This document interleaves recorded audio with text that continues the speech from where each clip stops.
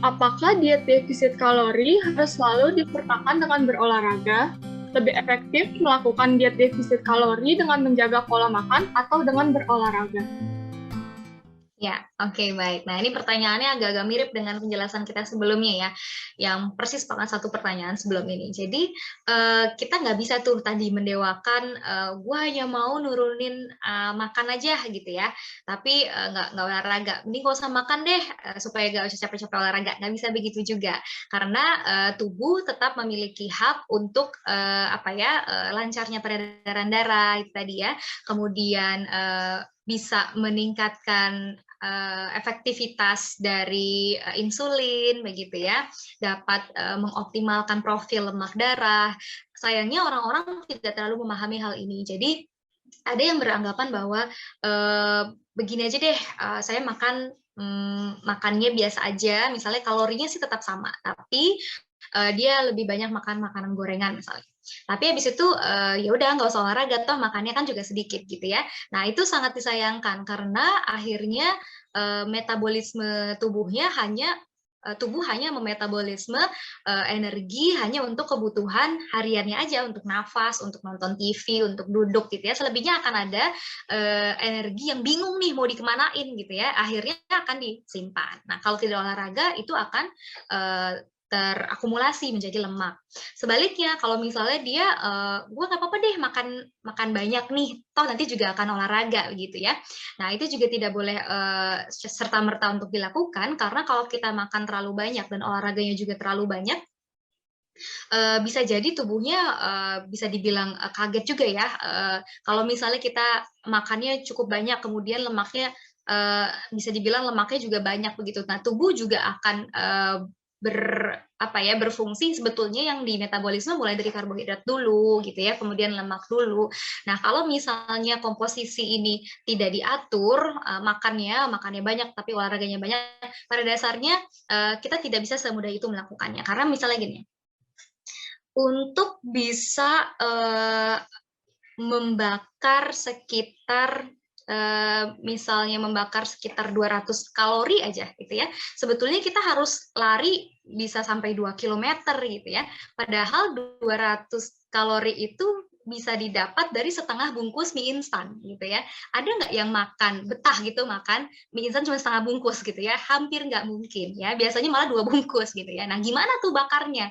Jadi kalau mau dibilang, "Nggak apa-apa gue makan banyak, kan gue entar olahraga banyak." Apakah betul olahraga banyak itu sebanding dengan apa yang dia makan gitu ya? Karena pada dasarnya gampang banget tuh untuk dapat kalori masuk sebanyak itu. Dan susah banget untuk olahraga membakar kalori sebanyak yang kita makan gitu. Jadi lebih baik saran saya supaya lebih, apa ya, lebih mudah untuk menurunkan berat badan, maka lakukanlah keduanya. Jadi dari aspek input untuk asupannya, untuk intake-nya itu dikurangi dan olahraganya dinaikin. Jadi nggak terlalu berat di salah satu timbangan, dua-duanya harus ada effort-nya. Begitu kira-kira ya. Apakah dengan berpikir dalam mengerjakan tugas membutuhkan kalori yang tinggi? Dan apakah dengan berpikir dalam mengerjakan tugas dapat menimbulkan defisit kalori?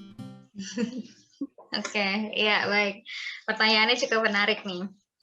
Eee, sebetulnya memang, beberapa studi juga menyatakan setiap aktivitas itu memang membutuhkan energi ya tentunya ya, baik kita bahkan tiduran aja nih, cuma nafas doang ya sama kedip-kedip ya, itu butuh energi tentunya ya.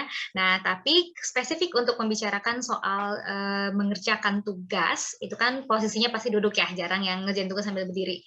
Duduk, kemudian, biasanya yang dilakukan adalah aktivitasnya membaca, menulis gitu ya. Nah, dari beberapa paper yang saya coba baca, eee, rata-rata, jadi hampir seragam antara paper yang satu dengan yang lain, untuk 1 jam tubuh hanya mengeluarkan sekitar 70 kilokalori gitu ya. Jadi setiap jam kita, eee, gunakan untuk belajar itu hanya membakar 70 kilokalori.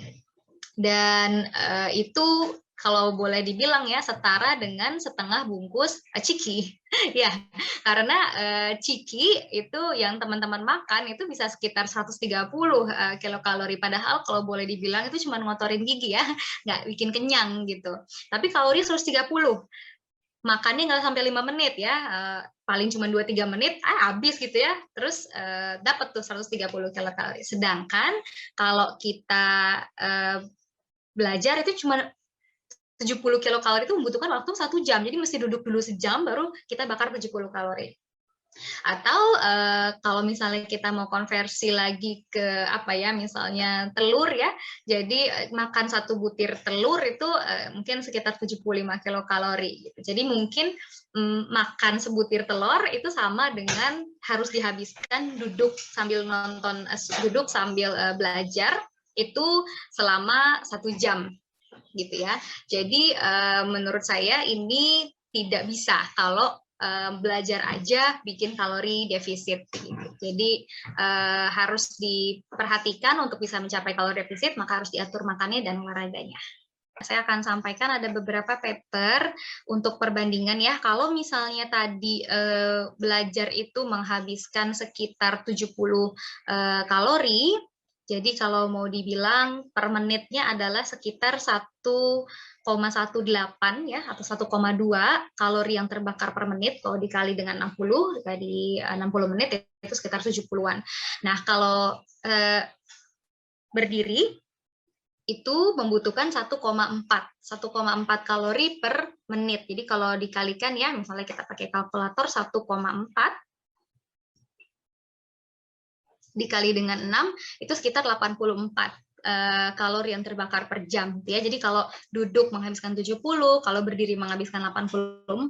Nah, kalau kita ngomongin soal hal lain lagi nih, jalan dengan pace yang normal, nggak yang terlalu cepat lari atau terlalu lambat ya, itu menghabiskan sekitar 2,9 kalori per menit. Jadi kalau dikalikan dengan 60 dalam 1 jam kita bisa menghabiskan 174 kalori ya. Jadi seperti yang tadi saya sampaikan, jadi jalan kaki sejam itu baru menghabiskan 174 gitu, setengah bungkus mie instan. Ya, jadi untuk menghabiskan setengah bungkus mie instan maka teman-teman semua harus jalan selama 1 jam. Nah, coba dibandingkan.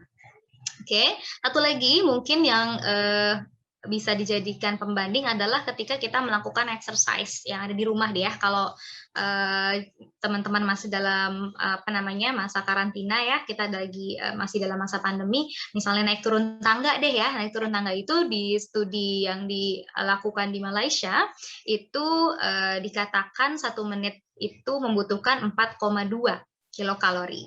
Jadi kalau 60 menit itu menghabiskan 252 gitu ya. Jadi itu perbedaannya antara duduk aja belajar, kemudian jalan, sama naik turun tangga. Kalau jogging itu menghabiskan sekitar 5 kilokalori per menit. Jadi kalau dikali 60 bisa berapa ya? Jadi 5 dikali 60 ya, bisa menghabiskan 300 kalori.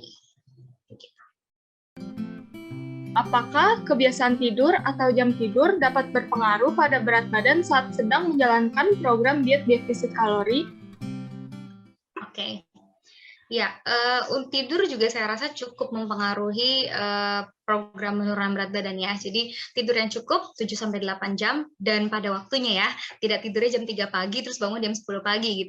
Ya, nggak gitu ya. Jadi jam 3 sampai jam 10 misalnya. Tetap 7 jam, tapi tidurnya jam 3 pagi. Tidak seperti itu. Jadi tidur itu disarankan mulai dari jam 9, jam 10 malam ya. Kemudian bangunnya ya sekitar jam 4 atau kalau 10 ditambah 8 jam itu berarti sekitar jam 6 pagi misalnya bangunnya. Kalau untuk umat muslim harus bangun lebih pagi, misalnya jam 5 untuk sholat subuh, maka itu di jam yang cukup untuk tidur. Kenapa kalau tidurnya terganggu bisa mengganggu juga dietnya? Misalnya gini, kita ngomongin soal begadang nih berarti ya, kalau waktu tidurnya terganggu, misalnya dia tidur tadi ya jam 3 pagi, atau saya nggak usah ekstrim lah, jam 12 malam deh gitu, sambil belajar misalnya.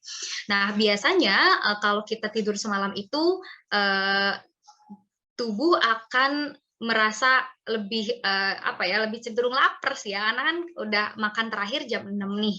Terus misalnya jam 6 sore ya untuk makan malam. Nah, kalau kita tidurnya terlalu malam, maka otomatis energi yang sudah dibakar